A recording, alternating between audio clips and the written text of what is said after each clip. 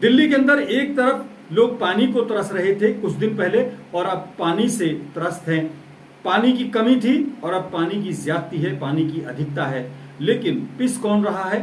आम जनता। सवाल किस पर हो रहा है? ये एक दूसरे पर आरोप प्रत्यारोप हो रहे हैं। लोकतंत्र के बारे में कहा जाता है कि जनता के लिए, जनता के द्वारा, जनता की सरकार। लेकिन आजकल दिल्ली के अंदर जगह जगह पानी भरा हुआ है, सड़कें धंस रही हैं और अगर बात करें सिर्फ दिल्ली की नहीं, पूरे देश से जो भयावह तस्वीर आ रही हैं वो बहुत खतरनाक है। लेकिन बात करते हैं दिल्ली की। दिल्ली के अंदर जगह जगह पानी भरा। पानी, अगर कहा जाए कि केजरीवाल की ये बात सत्य हो गई कि दिल्ली झीलों का शहर बन गया, लेकिन इसी दिल्ली के अंदर कुछ दिन पहले टैंकर को लूटने की भी खबर आई। टैंकर पे बाकायदा लोग चढ़ गए और उस पर कब्जा कर लिया, यानी पानी को लोग तरस रहे थे। दिल्ली के अंदर एक तरफ लोग पानी को तरस रहे थे कुछ दिन पहले और अब पानी से त्रस्त हैं। पानी की कमी थी और अब पानी की ज्यादती है, पानी की अधिकता है। लेकिन पिस कौन रहा है? आम जनता। सवाल किस पर हो रहा है? ये एक दूसरे पर आरोप प्रत्यारोप हो रहे हैं। दिल्ली की अगर बात करें, सिर्फ दिल्ली की, तो पानी के लिए अगर परेशानी थी तो आम आदमी पार्टी बीजेपी को कोसती थी और बीजेपी आम आदमी पार्टी को कोसती थी। और अगर अब पानी की ज्यादती है तो आम आदमी पार्टी सवाल बीजेपी पर करती है और ये सवाल आम आदमी पार्टी पर करते हैं। पहले जरा ये दो बयान सुन लीजिए, फिर आगे बात करेंगे और बड़ी गंभीरता से बात करेंगे। आप कहीं जाइएगा नहीं। दिल्ली वालों को परेशान करने के लिए भारतीय जनता पार्टी ने कोई कसर नहीं छोड़ी। दिल्ली में एक वाटर क्राइसिस पैदा करने में भारतीय जनता पार्टी ने कोई कसर नहीं छोड़ी। यह प्राकृतिक संकट नहीं है, ये एक ऐसा बनावटी संकट है जो आम आदमी पार्टी की सरकार ने बनाया है। जी हाँ, ये दोनों नेता हैं, आपके ही द्वारा चुने गए हैं। आपने लाइन में लगकर इनको वोट दिया और आपने अपने भविष्य निर्माता के तौर पर इनको पसंद किया। लेकिन दोनों एक दूसरे पर इल्जाम तो लगा रहे हैं। आपकी परेशानी का हल किसी के पास नहीं है।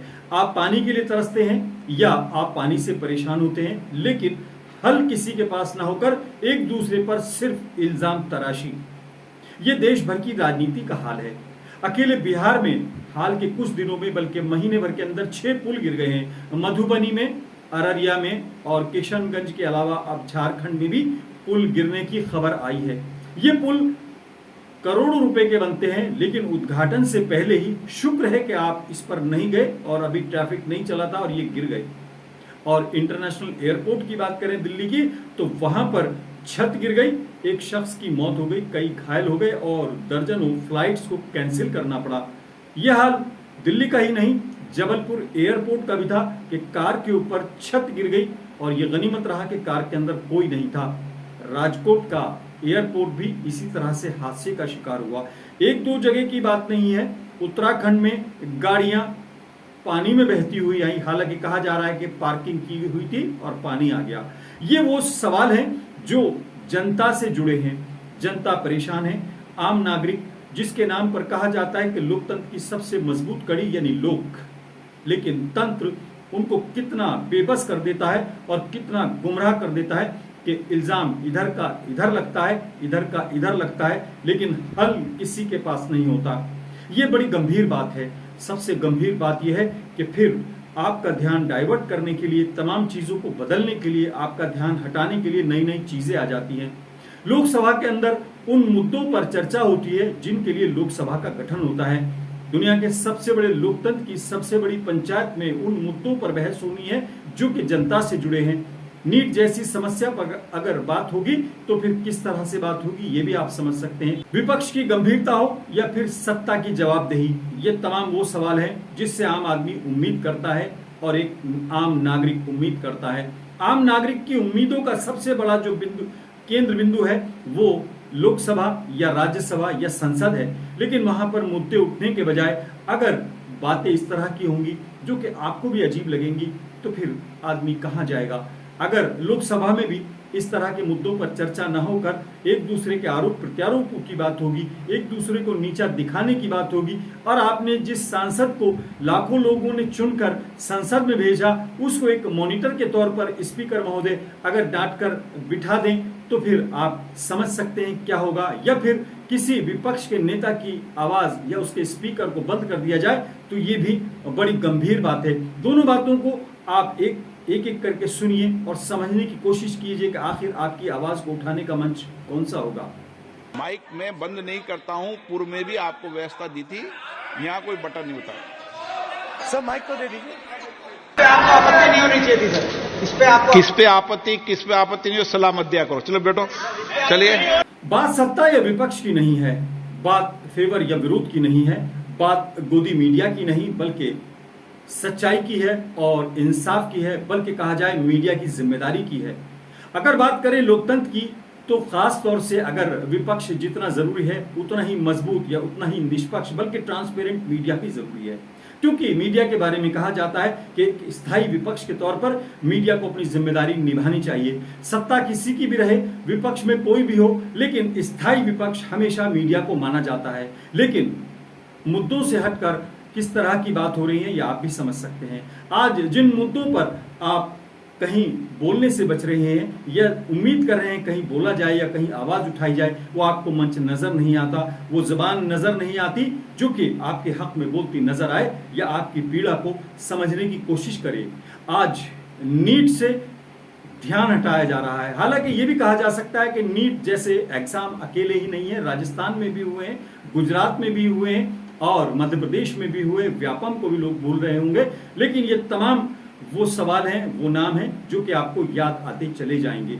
नीट हो या फिर इलेक्टोरल बॉन्ड का मामला हो जिसमें सैकड़ों करोड़ रुपए के लेन देन का बल्कि दबाव में उगाही तक के इल्जाम लगे, बोफोर्स का मामला हो या फिर राफेल का मामला हो या फिर 2G और 3G का मामला हो, ये तमाम वो स्कैम्स हैं जिसमें हजारों लाखों करोड़ के घोटाले की चर्चा तो हुई।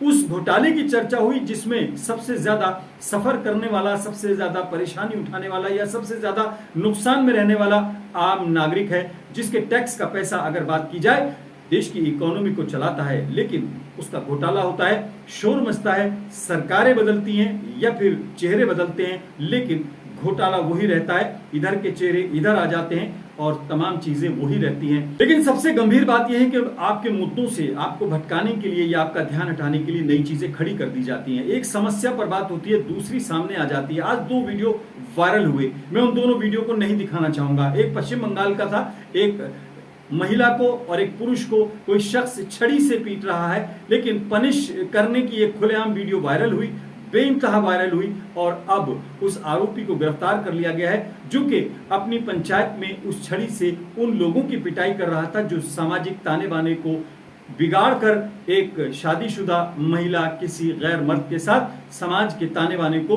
तोड़ने की कोशिश कर रही थी। यकीनन ये काम अदालत का या पुलिस का था, बल्कि अदालत का ही है पनिश करने का तो, लेकिन इसने खाप पंचायतों की तरह और एक स्थानीय पंचायत के तौर पर यह फैसला सुनाते हुए दोनों को पनिश किया। लेकिन दूसरा वीडियो था पंजाब का, जहां पर कुछ दबंग कुछ दलित समुदाय के या कमजोर और गरीब लोगों को लाठियों से, इतनी मोटी मोटी लाठियों से मार रहे हैं और उनके मारने का अंदाज है उनको हर्ट करना, लेकिन यहाँ पर इनको डिस्ट्रॉय करने वाली मानसिकता थी और वीडियो वायरल दोनों हुए। लेकिन डाइवर्ट करने के लिए या ध्यान भटकाने के लिए किस तरह के स्लोगन्स और किस तरह की चीजें आई ये आपने देखी होंगी। हम न इस वीडियो का समर्थन करते हैं न इस वीडियो का समर्थन करते हैं, दोनों पर कानूनी कार्रवाई होनी चाहिए। लेकिन सबसे गंभीर बात यह है, दिल्ली में अगर पानी नहीं है तो इल्जाम एक दूसरे पर लगेगा, लेकिन जवाबदेही किसी की नहीं होगी। दिल्ली में अगर पानी जगह जगह है, सड़कें धंस रही हैं, गाड़ियां पानी में तैर रही हैं, तो काम करने के बजाय या जवाबदेही करने के बजाय एक दूसरे पर इल्जाम करने का खेल और राजनीति शुरू हो जाती है। ऐसी बात करें पूरे देश की या फिर एयरपोर्ट की छत गिरने की, किसी के मौत होने की, फ्लाइट रद्द होने की, तो चर्चा न होकर, हल न होकर, उन पर गंभीरता से बात न होकर सिर्फ ये देखना होता है कि इधर किस पार्टी की सरकार है और किस पार्टी को टारगेट करना है, किसको लोकसभा में बोलने देना है, किसको नहीं बोलने देना है, ये तमाम चीजें होती हैं। और अब सबसे गंभीर बात पर आपसे मैं बात करना चाहूंगा। ये वो मुद्दे हैं जो कि कहीं ना कहीं मुंह बाए खड़े हैं, मुंह खोले खड़े हैं। बहुत हो गए हैं। एक नहीं, कई कई पुल, 6-6 पुल महीने भर के अंदर लगभग गिर गए हैं। करप्शन की चीजें उजागर हो रही हैं, जगह जगह करप्शन उजागर हो रहा है। ब्यूरोक्रेट्स पर भले उंगली न उठे या उन पर कोई कार्रवाई हो या न हो, लेकिन नेता एक दूसरे पर इल्जाम भी लगा रहे हैं, एक दूसरे को कटघरे में भी खड़े कर रहे हैं। लेकिन उनके जो छोटे नेता हैं या उनके कार्यकर्ता हैं, अब मामले को डाइवर्ट करने के लिए कहीं ना कहीं सांप्रदायिक रंग देने की कोशिश कर सकते हैं। ये आने वाले कुछ दिन खास तौर से बहुत गंभीर हो सकते हैं, बहुत चेतावनी भरे हो सकते हैं, क्योंकि कुछ पोस्ट और कुछ इस तरह की बातें आप देख रहे हैं जिसमें फिर वही सांप्रदायिक उन्माद और वही तमाम चीजें खड़ी करने की कोशिश की जा रही है, ताकि असल मुद्दों से भटक जाएं लोग और इन मुद्दों में उलझकर असली बात को भूल जाएं, क्योंकि यही सबसे बड़ा हथियार है। हम आज किसी पुराने मामले का जिक्र ना करते हुए आगे आपको आगाह कर रहे हैं कि अगर आपको बिहार के अंदर 6 पुलों को गिरने की बात करनी है, या दिल्ली में पानी की कमी की या पानी की अधिकता की बात करनी है, तो पार्टी पॉलिटिक्स से हटकर, धर्म और जाति से उठकर, और अगर बात करें संप्रदाय से उठकर, आप देश हित में सोचना शुरू करें और सोचें कि आखिर आपके मुद्दों पर चर्चा कब होगी और उनका जवाब कौन देगा और उनके लिए जिम्मेदार कौन होगा। यही शायद सबसे बड़ा सवाल है और यही आज की सबसे बड़ी जरूरत। एक दूसरे पर इल्जाम लगाने के बजाय जनता की सोचिए, क्योंकि लोकतंत्र में आपने ही पहले कहा था कि जनता के द्वारा, जनता के लिए, जनता की सरकार या जनता का सिस्टम, लेकिन जनता ही इसमें सबसे ज्यादा अगर पिस रही है तो फिर जवाब कौन देगा। आपसे रिक्वेस्ट है कि इस छोटे से मंच को आप सब्सक्राइब कीजिए। छोटा सा यूट्यूब चैनल है, आप इसे सब्सक्राइब करेंगे तो और मजबूती से और जल्दी हम आप तक अपनी बात रख पाएंगे। आप कमेंट भी कीजिए और हमको सजेस्ट कीजिए कि हम किन मुद्दों पर और आपकी किन बातों पर चर्चा करें और किस बात पर आपको लगता है कि ये बात उठनी चाहिए। आज फिलहाल इतना ही। अपने मेजबान आजाद खालिद को इजाजत दें।